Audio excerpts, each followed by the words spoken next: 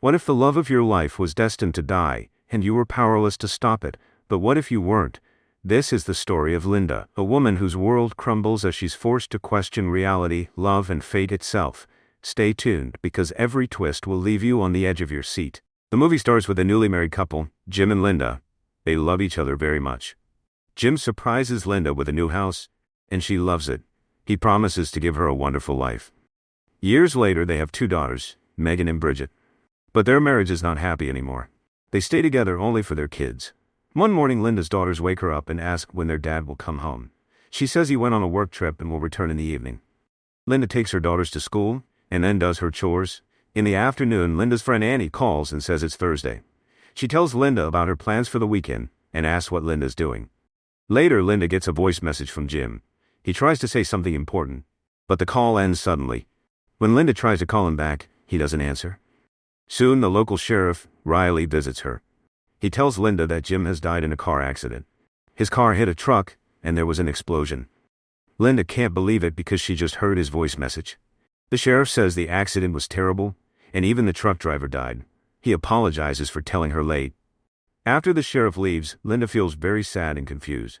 She knows Jim is gone, but part of her feels like he is still alive. She picks up her daughters and tells them their father has died. That evening, Linda's mother comes to support her. Linda's mom talks about funeral plans and insurance, but Linda says she is not ready yet.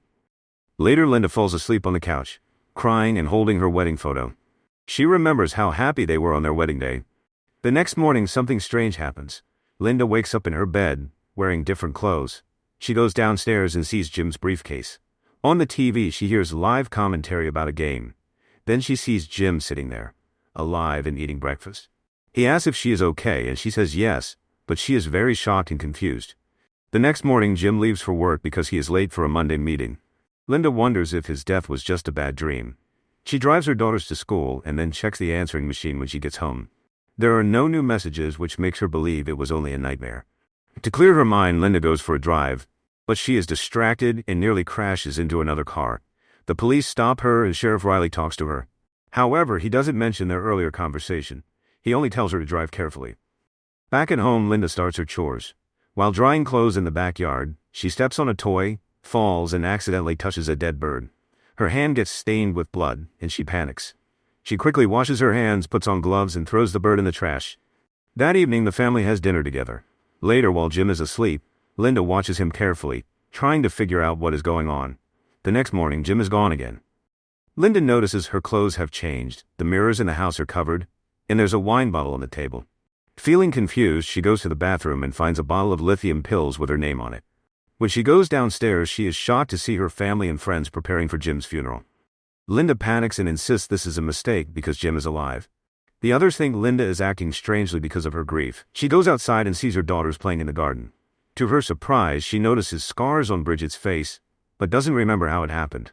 When she asks, Megan says there are no scars and that Bridget looks like a beautiful princess. Later, everyone goes to the church for Jim's funeral. Linda is convinced Jim is still alive and demands to see his body.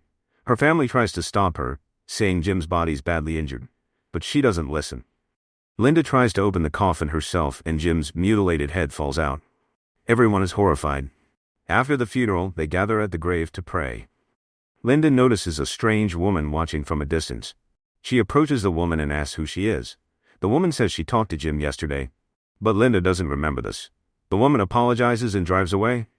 At home, Linda checks the bottle of lithium pills and sees it was prescribed by someone named Dr. Roth. She is confused because she doesn't know this doctor. When she looks for his phone number in the phone book, she finds that the page is torn out. Linda notices the trash can and finds the missing page from the phone book. She uses the number to call Dr. Roth, but it goes to voicemail. That evening, an unknown man arrives at Linda's house with Sheriff Riley.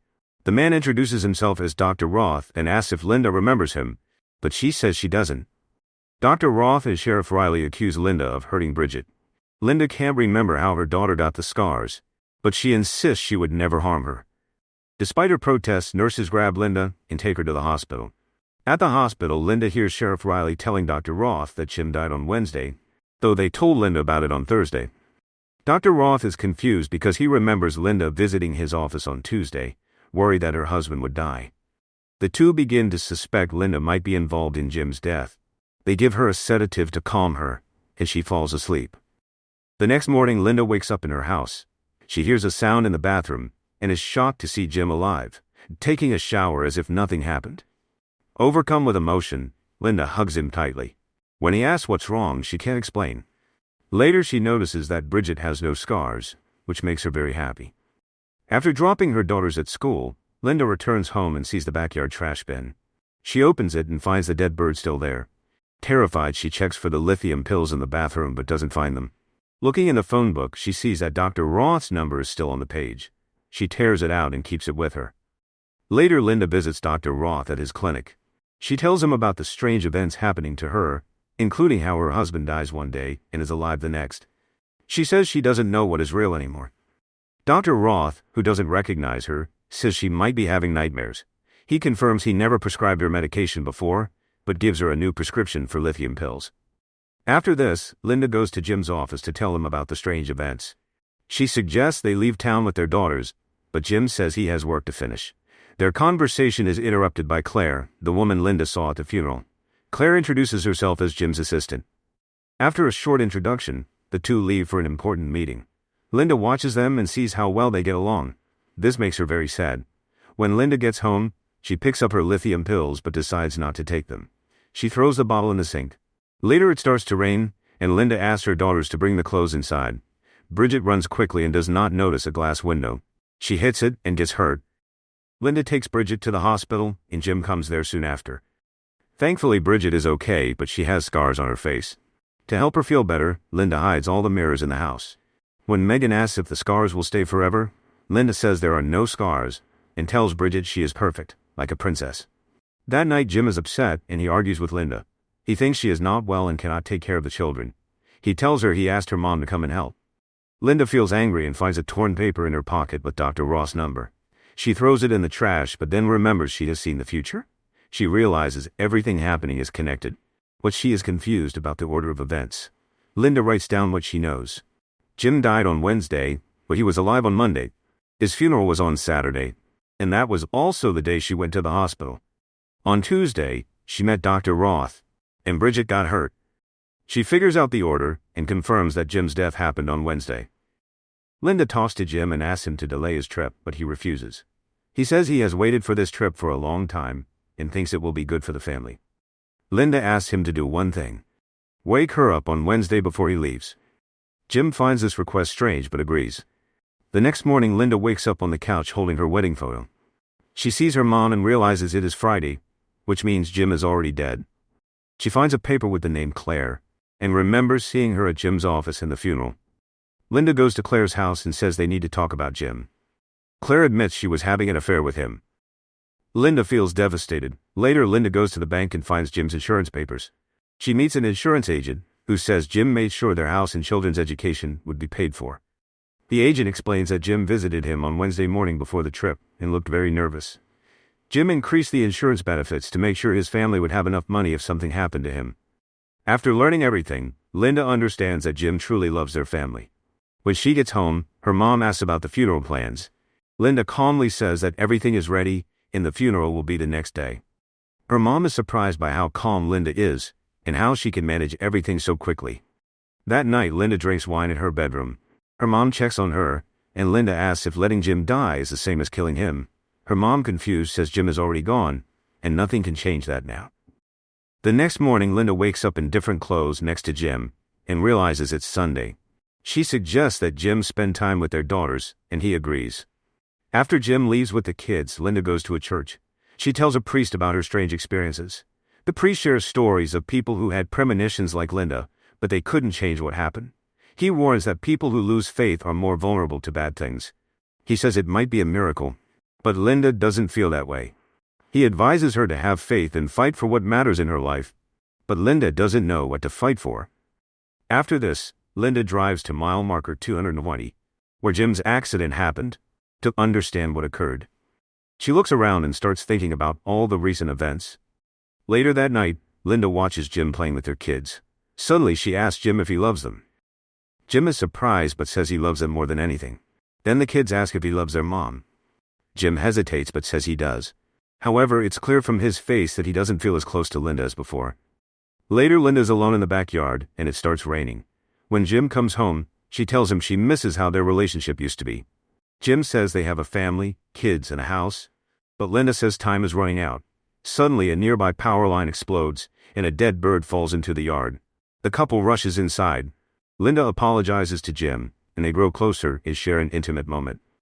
Afterward, while lying together, Jim senses something is bothering Linda. She tells him she dreamed about his death. Jim comforts her, saying it's just a dream, and everything will be fine. The next morning, Linda wakes up and realizes it's Wednesday, the day Jim is supposed to die. Linda searches for Jim everywhere, and finds a note saying he will drop off the kids before going on his trip. She quickly gets in her car to find him.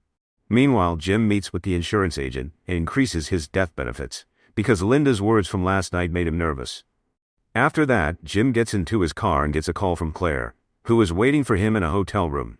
However, Jim feels guilty and tells Claire he cannot be with her anymore. Then he calls home and leaves a voicemail, saying he loves Linda and the kids. This is the message Linda heard at the beginning of the movie. Just after that, Jim gets a call from Linda on his phone. She tells him that she knows about his affair. Jim says he wants to fix things between them, and will do whatever it takes. Linda is almost crying with happiness when she hears this. She then tells Jim that she is right behind him in her car. Jim pulls over, but Linda gets scared when she realizes they are at the accident spot. She tells him to turn around and leave quickly. While Jim is turning his car, another car almost hits him, but everything seems fine. Linda feels relieved, but then she notices a truck coming toward Jim's car at high speed. She runs to him and yells for him to get out of the car. Jim sees the truck and tries to open the car door, but it is stuck. Sadly, within seconds, the truck crashes into his car, and both vehicles explode. Linda has a breakdown as she realizes Jim's death was inevitable. She understands that she unintentionally caused it. The scene moves to a few months later. Linda's daughters wake her up and tell her the moving truck has arrived. The family is leaving the house. As the movie ends, Linda remembers the priest's advice to fight for what is important. Then she gets out of bed, and it is revealed that Linda is now pregnant. Time may heal, but what if it's time itself that traps you? Linda's journey is far from over. What would you do if you knew the future but couldn't change it? Subscribe for more movie recaps that will leave you questioning everything you thought you knew.